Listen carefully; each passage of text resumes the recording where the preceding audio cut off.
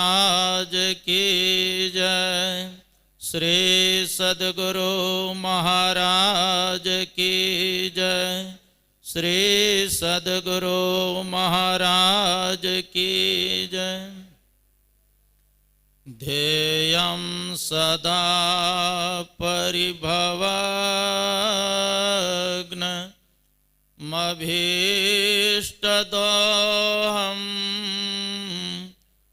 तीर्थास्पदं शिवविरञ्चिनुतं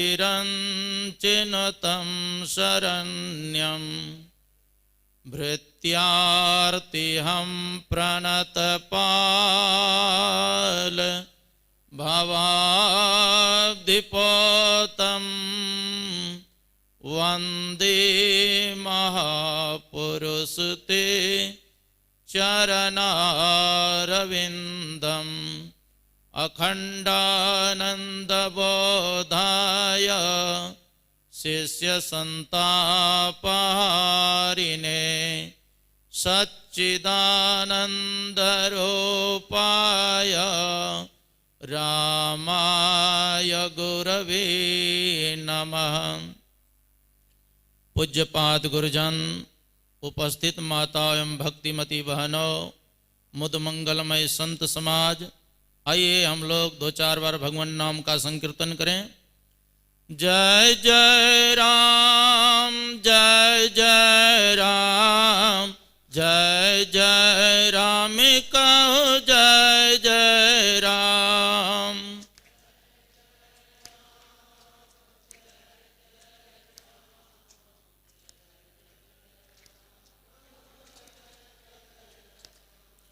जय जय राम, जय जय राम, जय जय राम कहो जय जय राम।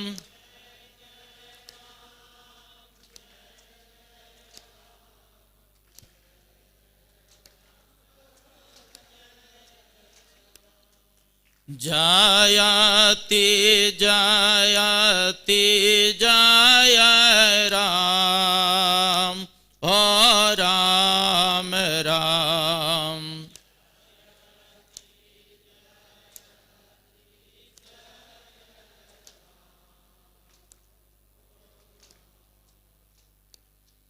जयति जयति जय राम, हो राम राम।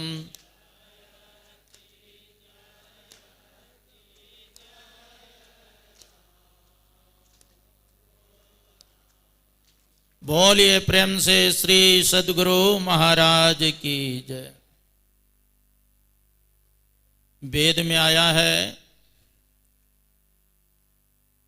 सत्संग तप से जिन्होंने अपने आप को नहीं तपाया उसको ब्रह्म की प्राप्ति नहीं हो सकती है। अगर ब्रह्म का साक्षात्कार करना चाहते हैं तो महापुरुषों का कथन है कि सत्संग तप से अपने आप को तपाना पड़ेगा। आप लोगों को ज्ञात कराया गया है, अखिल भारतीय संतमत सत्संग का 102वां वार्षिक महाधिवेशन है। इस महाधिवेशन में सभी गुरु भाइयों का अभिवादन है। यह संत मत का सत्संग है। संत मत अर्थात सभी संतों का जो मत है, जो विचार है, वह संत मत है। संत में 2 शब्द है, संत और मत। संत किसे कहते हैं? अभी महोपनिषद का पाठ हुआ, उसमें आया भिद्यते हृदय ग्रंथिस छिद्यन्ते सर्व संशया छियन्ते चास्य कर्माणि तस्मिन् दृष्टे परावरे। जो परे से परे परमात्मा का साक्षात्कार करने पर हृदय की ग्रंथि खुल जाती है, सभी बंधन उसका नष्ट हो जाते हैं और कर्म बंधन उसके ऊपर कुछ नहीं रहता है। और ऐसे संतों का जो विचार है वही संत मत है। किसी संत को बड़े या किसी संत को छोटे नहीं, सभी संतों को समान रूप से आदर दिया जाता है, सम्मान किया जाता है। गर्गाचार्य जी महाराज भगवान कृष्ण के गुरु थे। भगवान कृष्ण के पुत्र हुए प्रद्युम्न, प्रद्युम्न के पुत्र हुए अनिरुद्ध, अनिरुद्ध के पुत्र हुए ब्रजनाभ, ब्रजनाभ से गर्गाचार्य जी महाराज सत्संग के महत्व को बतलाते हुए कहते हैं कि गंगा पापम शशि तापम दैन्यम कल्प तरोर हरेत पापम तापम तथा दैन्यम सद्य साधु समागम। कहते हैं गंगा पापम, गंगा जी में स्नान करने से मनुष्य के पाप को गंगा माँ हरण करती है। इसीलिए आप लोग देखे होंगे कि इलाहाबाद में अभी संगम हो रहा है, कुंभ हो रहा है, करोड़ों व्यक्ति स्नान करने के लिए जाते हैं। तो गंगा माँ क्या करती हैं? कहते गंगा पापम, मनुष्य के पाप को हरती है। शशि तापम, शशि कहते हैं चंद्रमा को, चंद्रमा दिन के ताप को हरण कर लेते हैं रात्रि में, क्योंकि चंद्रमा का गुण है शीतल प्रदान करना।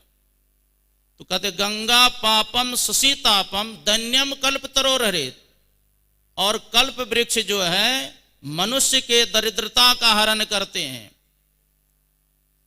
गंगा माँ का एक काम है पाप को दूर करना, चंद्रमा का एक काम है ताप को हरण करना, और कल्प वृक्ष का एक काम है दरिद्रता का हरण करना। लेकिन संतों का संग करेंगे तब क्या होगा? तो गर्गाचार्य जी महाराज ने कहा कि गंगा पापम शशि तापम दैन्यम कल्प तरोर हरेत पापम तापम तथा दैन्यम सद्य साधु समागम।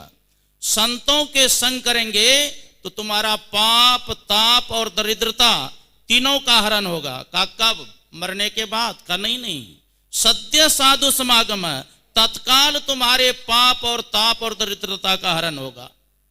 इसीलिए कहा साधु दर्शनम पुण्यम तीर्थ भूता ही साधव काले न फलती तीर्थ सद्य साधु समागम। साधु दर्शनम पुण्यम, संतों के दर्शन मात्र से पुण्य की प्राप्ति होता है। काले न फलती तीर्थम, तीर्थ में किसको पुण्य मिलता है?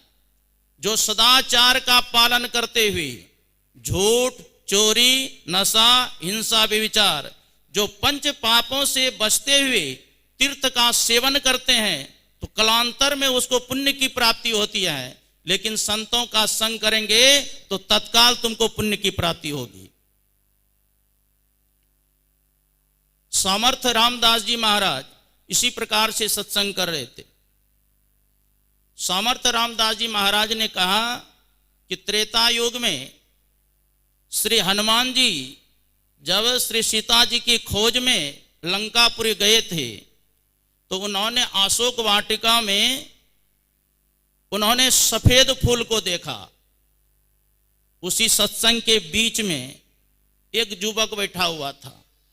वह खड़ा होकर कहते नहीं महाराज जी, हनुमान जी महाराज जब गए थे त्रेता युग में श्री सीता जी को खोज करने के लिए तो पुष्प वाटिका में उन्होंने सफेद फूल नहीं देखा था, उन्होंने लाल फूल को देखा था। समर्थ रामदास जी महाराज ने कहा बच्चे बैठ जाओ, हनुमान जी जब गए थे त्रेता युग में श्री सीता जी को खोज में तो उन्होंने पुष्प वाटिका में लाल फूल को नहीं देखा था, सफेद फूल को देखा था। वह युवक कोई दूसरा नहीं था, हनुमान जी महाराज प्रकट हो जाते हैं। कहा महाराज मैं ही हनुमान जी हूं। त्रेता युग में भगवान श्री राम ने श्री सीता जी को खोज करने के लिए श्रीलंकापुरी हमको भेजा था, और जब मैं अशोक वाटिका में गया तो वहां एक भी सफेद फूल नहीं था, लाल फूल था। समर्थ रामदास जी महाराज कहते नहीं, आप जब गए थे लंकापुरी तो वहां अशोक वाटिका में वहां लाल फूल नहीं था, वहां सफेद फूल था। उसी सभा में भगवान श्री राम प्रकट हो जाते हैं और भगवान श्री राम कहते हैं ठीक कहते हैं, आप जब गए थे लंकापुरी तो वहां यथार्थ में उस पुष्पवाटिका में सफेद फूल ही था, लेकिन रावण के प्रति तुम्हारा इतना क्रोध बढ़ गया था कि सफेद फूल को भी लाल फूल आप देखते थे। इसमें एक तो है संतों की कैसी दृष्टि है कि त्रेता युग में गए थे हनुमान जी महाराज और कलयुग में हुए समर्थ रामदास जी महाराज, त्रेता युग के बात को अब बैठे बैठे देख लेते। और जहां सत्संग होते वहां हनुमान जी पदार्पण करते हैं और 33 करोड़ देवी देवता आते हैं। तुलसीदास जी महाराज ने कहा, जत्र तिष्ठन्ति तत्रैव अज सर्वहरि सहित गच्छन्ति क्षीराब्दिवासी। जहां पर संत महात्मा ठहरते हैं वहां 33 करोड़ देवी देवता के साथ ब्रह्मा विष्णु महेश विराजमान होते हैं। और संत की कैसी दृष्टि होते हैं, वह भूत भविष्य वर्तमान तीनों काल के ज्ञाता होते हैं। गुरु महाराज कहा करते थे कि मेरे पास ऐसे ऐसे व्यक्ति आते हैं, अगर उनकी मन की बात मैं बता दूं तो मुंह दिखाने के लिए मेरे पास नहीं आए। कहने का मतलब संत जो होते हैं वह सबकी मन के बात को जानते हैं। तो सत्संग यज्ञ बताया गया। अभी वेद मंत्र में आया कि सत्संग को यज्ञ बताया गया। अरे यज्ञ तो उसको हम कहते हैं जहां हवन कुंड बनाया जाता है, मंडप बनाया जाता है, तेल रहता है, घी रहता है, लकड़ी रहता है, सब सामग्री मिला करके जिस देवता के नाम से करते हैं स्वाहा, तो उसको हम लोग यज्ञ कहते हैं। और इसको सत्संग को भी यज्ञ कहा गया। सत्संग को यज्ञ क्यों बताया गया? कहा श्रोता का जो कान है वो है हवन कुंड, और सामग्री क्या है? जहां सत्संग होता है उसी को मंडप बताया गया। और सामग्री क्या है? संतों का जो वाणी है, वेद उपनिषद गीता रामायण श्रुति सांख्य योग न्याय दर्शन आदि महापुरुषों का जो वाणी वक्ता के मुंह से निश्रित होता है और श्रोता के कान में जो जाता है, यही सी को कहा गया असली यज्ञ बताया गया। जिनके श्रवण समुद्र समाना कथा तुम्हारी सुवक्सरी नाना, भर ही निरंतर होई न पूरे तिनके हिया तुम कहां गिरियारू रे। जिनके श्रवण समुद्र समाना, जिनका कान समुद्र के समान है, अब कथा तुम्हारी सुवक्सरी नाना, वक्ता के मुखारविंद से जो वाणी निकलती है उसी को नदी की धारा प्रवाह कहा गया। वह नदी की धारा, जैसे नदी का जल समुद्र में जाकर के समा जाता है, कभी समुद्र भरता नहीं है, उसी प्रकार वक्ता के मुखारबिंद से जो नदी के समान निश्रित प्रवाह वाणी जो निकलती है वह श्रोता के कान में जाते हैं। भगवत चर्चा को सुनकर जिनका कान कभी पूरा नहीं होता है, वाल्मीकि जी महाराज कहते हैं भगवान श्री राम से कि आप प्रभु उन्हीं के हृदय में वास करें। और गोपियां सब भगवान कृष्ण के विरह में जब तड़प तड़प करके रोने लगी और भगवान का गुणगान करने लगी तो भगवान को प्रकट होना पड़ा। गोपियां सब क्या कहती है? तब कथामृतम तप्त जीवनम कवि वृडितम कलमसापहम श्रवणमृतम। कहते हैं तब कथामृतम, आपका जो कथा है वह अमृत स्वरूप है। विरह से सताए हुए लोगों के लिए वह जीवन सर्वस्व है। वह पाप ताप को तो मिटाती ही है, साथ ही परम मंगल और परम कल्याण करते हैं। जो तुम्हारी कथा लीला का गायन करते हैं वास्तव में भूलोक में वही सबसे बड़ा, उसी के द्वारा उपकार होता है। और स्वयं नारद जी कहते हैं सनकादिक ऋषि से कि भाग्योदयेन बहुजन्म समर्जितेन सत्संगमं च पुरुषो लभते यदावे अज्ञान हेतु कृतमो मदांधकार नासम विधाय तदोदयते विवेकः। जब बहुत जन्मों का पुण्य पुंज एकत्रित होता है तब मानव को सत्संग प्राप्त होता है। जब सत्संग प्राप्त होता है मोह रूपी अज्ञान उसका समाप्त हो जाता है और विवेक का उदय होता है। विवेक का मतलब क्या कर्तव्य है, क्या अकर्तव्य है, क्या विधि है, क्या निषेध है, वह ज्ञान हो जाता है। क्योंकि बिनु सत्संग विवेक न होई, और राम कृपा बिनु सुलभ न सोई। बिना सत्संग का विवेक नहीं होता है, और राम के कृपा के बिना यह सत्संग आसानी से नहीं मिलता है। जब द्रवहि दीन दयाल राघव, साधु संगति पाइये, जहि दरस परस समागमादिक पाप राशि नसाई। जिनके दर्शन करने से, जिनका स्पर्श करने से, जिनसे वार्तालाप करने से, कहते हैं पाप का राशि वह नष्ट हो जाता है। इसीलिए गुरु महाराज कहते हैं कि नित प्रति सत्संग कर ले प्यारा, तेरा कार्य सरे सारा। नित प्रति सत्संग करेंगे तो तुम्हारा सारा कार्य पूर्ण हो जाएगा। तुलसीदास जी महाराज के ऊपर प्रसन्न हो गए भगवान श्री राम, और कहे तुलसीदास तुम्हारे ऊपर मैं प्रसन्न हूं, जो इच्छा है वरदान मांग लो। तुलसीदास जी महाराज क्या कहते हैं? देहि सत्संग निज अंग, भवभंग कारण शरण सो कहारी। हे प्रभु, अगर आप मेरे ऊपर प्रसन्न है तो कृपा करके सत्संग दीजिए। सत्संग से क्या लाभ होगा? कहा आपका निज अंग है। जैसे आपसे कोई प्रश्न करे कि यह शरीर का हाथ क्या है, यह अंग है। आंख क्या है, शरीर का अंग है। कान क्या है, शरीर का अंग है। मुख क्या है, शरीर का अंग है। पैर क्या है, शरीर का अंग है। उसी प्रकार परमात्मा का निज अंग क्या है? कहा परमात्मा का निज अंग है सत्संग। इसीलिए कहा देहि सत्संग निज अंग, भवभंग। जो सत्संग से लग करके रहते हैं, कहते हैं भवभंग, आवागमन का चक्र उसका नष्ट हो जाता है। जन्म मरण का चक्कर उसका नष्ट होता है। दैहिक दैविक भौतिक तीन तापों से जो मानव संतप्त है, उससे सदा के लिए वह मुक्त हो जाता है। भवभंग कारण शरण शोकहारी, सभी शोकों को हरने वाला यह सत्संग है। और तुलसीदास जी महाराज ने कहा, जत्र कुत्रापि मम जन्म निज कर्म वश, भ्रमत जग जौनी संकट अनेकम, तत्र त्वद भक्ति सज्जन समागम सदा, भवतु में राम विश्राम एकम। कहते मेरे कर्मानुसार जहां कहीं मेरा जन्म हो, वहां कृपा करके हमको सत्संग दीजिए और अपनी भक्ति दीजिए। और स्वयं भगवान शंकर वरदान मांगते हैं, बार बार बर मंगहु हर्ष देहु श्री रंग, पद सरोज अनपायनी भक्ति सदा सत्संग।